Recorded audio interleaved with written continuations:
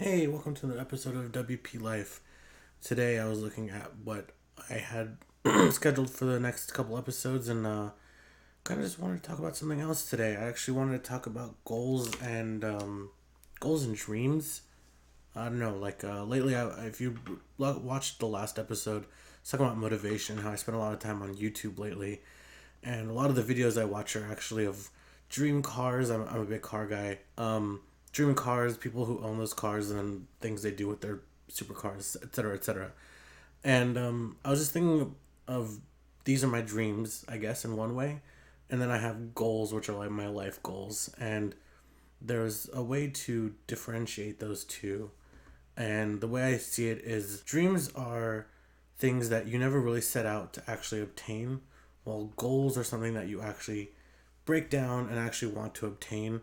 And in that regards, I think any dream can become a goal, but for the most part, sometimes you just dream for the sake of dreaming, and that's good. You know, dreaming is good, and you should always have your dreams and your hopes.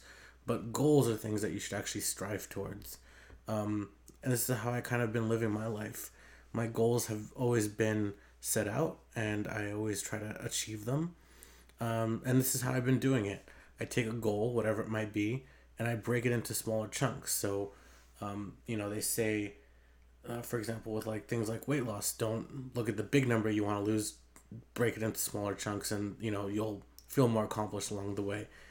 I feel the same way about goals. I tend to break them up into smaller chunks first, and then make those very obtainable. And then I set myself a deadline for each small chunk. And something that I do that I think there's kind of a misconception, or I don't know if people agree or disagree with me, you can let me know in the comments. But I believe that goals can be readjusted. They're kind of organic with your life. I believe there's a margin, plus or minus there where, if this is your goal for this year and throughout the year you're noticing, hey, I'm not going to be able to make that goal, but I can make it within whatever, some margin of error. I think that's totally doable. And sometimes your goal, might be too low. You might have set yourself too low, so your goal might need to be upped. You might up the ante on your goal, and that's definitely a great position to be in.